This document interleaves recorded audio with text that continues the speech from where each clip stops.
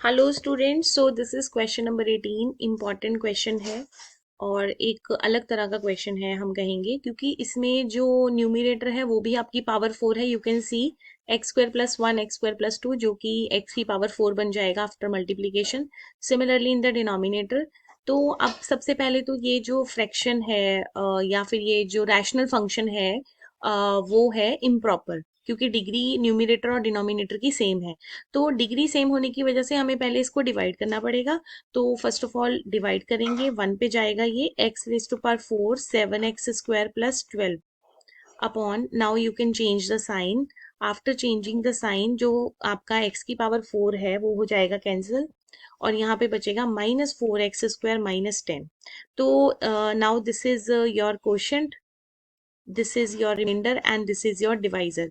तो हम इसको किस तरह से लिखते हैं, हम इसको लिखेंगे जो हमारी ये जो फंक्शन है, लाइक हमारा फंक्शन ये वाला है x square plus 1 x square plus 2 upon x square plus 3 into x square plus 4। और इसको हम क्या लिखेंगे, कोशेंट प्लस, मतलब मैंने आपको पहले भी बताया quotient plus remainder upon divisor. तो कोशेंट आपका 1 है और रिमाइंडर आपका क्या है, -4x² -10 अपॉन डिवाइजर। डिवाइजर आपका ये है, तो डिवाइजर हम फैक्टर्स में लिख लेते हैं क्योंकि फर्दर हमें इसको पार्शियल से सॉल्व करना है। ठीक है, तो अब हम इसकी इंटीग्रेशन करेंगे। तो ये आपकी इंटीग्रेशन हो गई। अब देखो, जो आपका 1 की इंटीग्रेशन है वो तो आप इजीली कर दोगे, क्योंकि 1 की इंटीग्रेशन होती है x। तो यहाँ पे जो 1 की इंटीग्रेशन है दैट इज x। अब हमें इसको सॉल्व करना है। यहाँ पे मैं नेगेटिव साइन कॉमन ले लेती हूँ ताकि आगे थोड़ा इजी हो जाए, प्लस माइनस की प्रॉब्लम ना आए। तो एक्स स्क्वायर प्लस 3 और एक्स स्क्वायर प्लस 4, और इसको हम क्या लिखेंगे, इसको हम लिख देंगे आई। अब बेसिकली हमें आई को सॉल्व करना है, तो लेट अस सॉल्व द आई। कैसे आप इसको सॉल्व करोगे, हाँ जी, देखो आई को हम क्या लिखेंगे, I equals to 4x² plus 10 upon x² plus 3 and x² plus 4। अब इसमें प्रॉब्लम ये है कि नीचे है पावर 4 और ऊपर है पावर 2। ठीक है, पावर 4 एंड पावर 2 है, तो इसमें जो हमने पार्शियल फ्रैक्शन यूज करनी है वो हमारे फॉर्मूलाज में भी गिवन नहीं है। तो फर्स्ट ऑफ ऑल मैं इसको लिख लेती हूँ 4x² plus 10 upon x² plus 3 और x² प्लस 4। अब ये क्वाड्रेटिक इंटू क्वाड्रेटिक है, तो अगर आप इसको इस तरह से सेपरेट करते हो, देखो दो तरह के क्वेश्चन है। एक तो क्वेश्चन आपका सीधा ही आ जाता है, लाइक इस टाइप का x² प्लस 3 1 आ जाता है न्यूमरेटर। तो 1 में तो आपने सीधा ही एक्स स्क्र को y पुट करके सॉल्व किया हुआ, एग्जाम्पल भी है सॉल्व हमारे पास। लेकिन यहाँ पे जो न्यूमरेटर है वो भी आपका क्वाड्रेटिक में ही है। तो न्यूमरेटर अगर आपका क्वाड्रेटिक में होगा तो ये पुट करके ये क्वेश्चन नहीं होगा। अब नीचे क्वाड्रेटिक है तो मुझे ऊपर लीनियर लिखनी पड़ेगी, मतलब मुझे लिखना पड़ेगा ax प्लस b। और इधर आपके पास जब आप दूसरा फैक्टर लोगे तो आपको लिखना पड़ेगा cx plus d x² plus 4। ठीक है, तो please note down this step, cx plus d x² plus 4। अब मैं एलसीएम ले लेती हूँ। एलसीएम लेने के बाद तो चलो वही प्रोसेस होता है कि हमारा डिनोमिनेटर कैंसिल हो जाता है। थोड़ा शॉर्टकट तरीके से इसको कर लेते हैं, ax plus b x² plus 4 and cx plus d into x² plus 3। ठीक है, तो इसको अब हम मल्टीप्लाई कर देंगे। After multiplication you will get a x cube plus 4ax plus bx² plus 4b। Similarly आप इधर भी मल्टीप्लाई करोगे, c x cube plus 3cx plus dx² plus 3d। ठीक है, अब हमने क्या करना है, अब हम कॉफिशिएंट्स कंपेयर करेंगे। कौन कौन से हम कंपेयर करेंगे, एक तो कॉफिशिएंट हम कंपेयर करेंगे एक्स क्यूब का। तो राइट साइड में एक्स क्यूब का कॉफिशिएंट है 0 और लेफ्ट साइड में एक्स क्यूब का कॉफिशिएंट होगा a+c।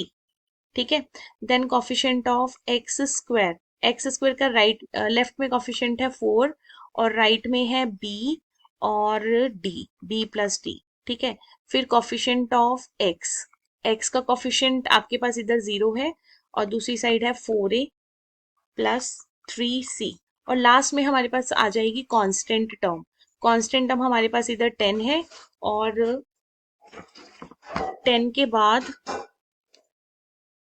कांस्टेंट टर्म है हमारे पास 4b एंड 3d। ठीक है, तो अब मेरे पास चार इक्वेशंस आ गई हैं। अब मुझे इन चारों इक्वेशंस को करना है सॉल्व। तो मैं यहाँ पे दोबारा से लिख लेती हूँ। लाइक जैसे मेरी फर्स्ट इक्वेशन है a plus c equals to 0, second equation है b plus d equals to 4, third equation है 4a plus 3c equals to 0 and the last equation is 4b plus 3d equals to 10।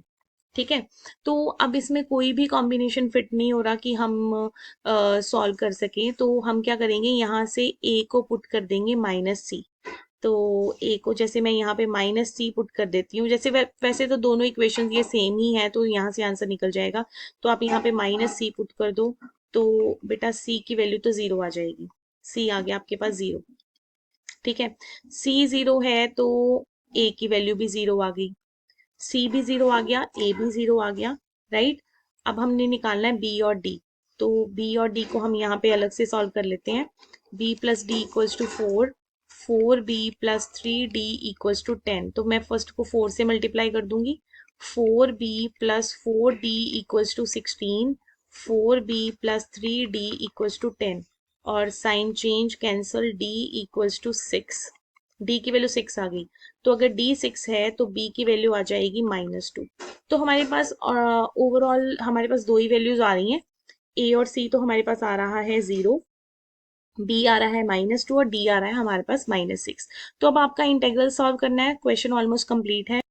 तो देखो a की value आ गई, हमने यहाँ पे put करना है। a की वैल्यू थी 0 और b की वैल्यू थी -2। तो -2 अपॉन एक्स स्क्वायर प्लस 3, और इधर आपका c 0 था और d की वैल्यू थी 6। राइट, तो अब जस्ट आपको इसको इंटीग्रेट करना है। तो -2 आपका बाहर आ जाएगा, 1 upon x square plus √3 square into D x, और इधर आपका 6 बाहर आ गया, 1 upon x square plus 2 square. तो ये आपका जो फॉर्मूला लगेगा वो लगेगा tan इनवर्स का, मतलब 1 upon a tan inverse x upon a plus 6 upon 2 tan inverse x upon 2। तो जहां पे कटिंग हो रही है आप कटिंग कर दो, और ये जो आंसर्स हैं आपने यहाँ पे पुट करने हैं।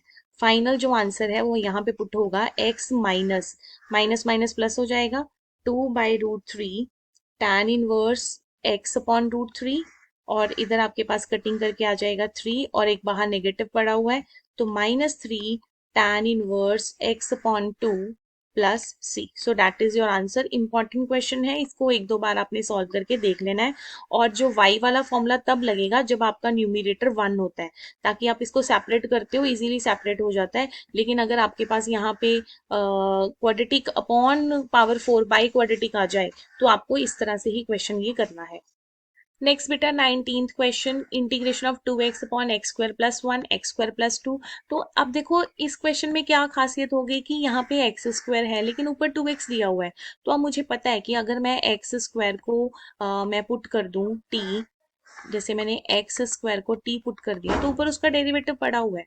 ठीक है, ये थोड़ी थोड़ी चीजें आपने ध्यान में रखनी है। तो ये हो जाएगा dt upon t plus 1 t plus 3। अब आप इसको इजीली सॉल्व कर सकते हो। ठीक है, अब ये आपका मतलब पुराना ही क्वेश्चन बन गया है जिसको आप सिंपली a अपॉन और b अपॉन लिखोगे। तो ये देखो बेटा, मैंने यहाँ पे a की वैल्यू t को पुट कर दिया -1 और t को पुट कर दिया -3। तो आपके पास a और b की वैल्यूज आ गई हैं। तो आपका जो इंटीग्रेशन है वो क्या हो जाएगा, 1 upon t plus 1 t plus 3 को आप क्या लिखोगे, इंटीग्रेशन ऑफ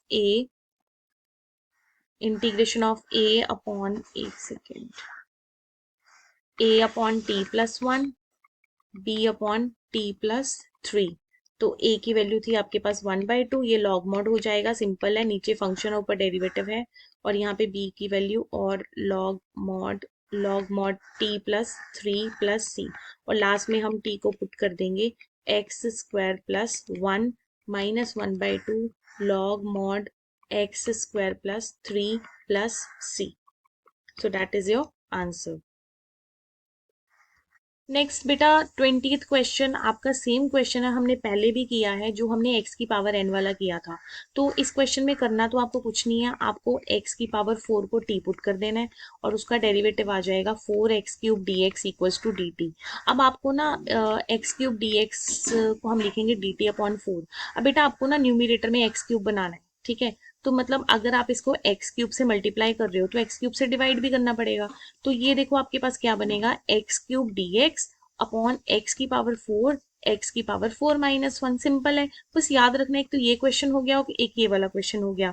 और थोड़ा सा क्वेश्चन चेंज होके भी आ सकता है, थोड़ी बहुत स्टेटमेंट चेंज हो जाएगी, तो इस तरह से आपको बना लेना है ये, ठीक है। तो ये आप क्या हो जाएगा dt/4 और इधर t इंटू t-1। तो 1/4 आपका बाहर आ गया, dt/t इंटू t-1। तो इसको आप सेपरेट कर लोगे। तो ये बेटा मैंने सॉल्व कर दिया है, वीडियो पॉज करके आप देख सकते हो। तो 1/4 ए और बी की वैल्यू आ रही है -1, तो इधर माइनस आपका बाहर आ गया। 1/a/t मतलब 1/t dt, और बी की वैल्यू है 1 और 1/t-1।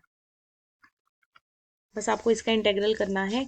तो your answer is 1/4 minus log mod T, और इधर आपको सिंपली आ जाएगा log mod t-1 प्लस सी। तो अब लास्ट में आप t को पुट कर देना x की पावर 4, तो आपका आंसर आ जाएगा 1/4 माइनस लॉग x की power 4 plus log mod x की पावर 4 - 1 प्लस सी। थोड़ा और आप इसको डिराइव कर सकते हो, अगर आंसर मैच करना है, नहीं भी करोगे तो that is your answer.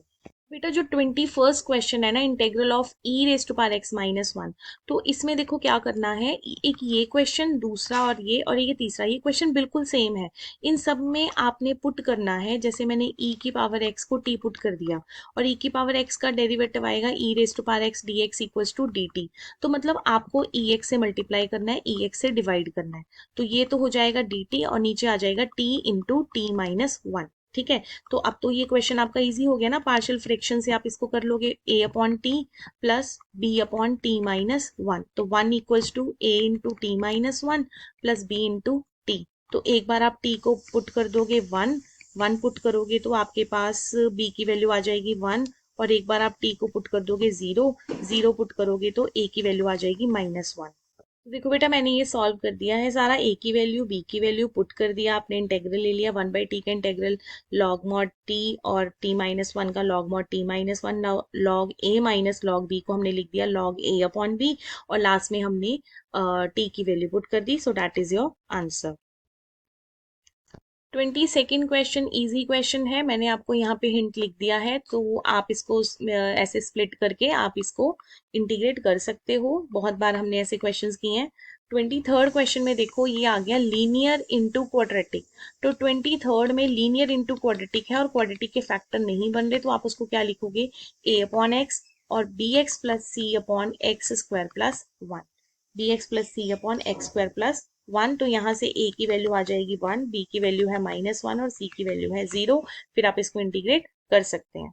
So thank you so much for watching this video.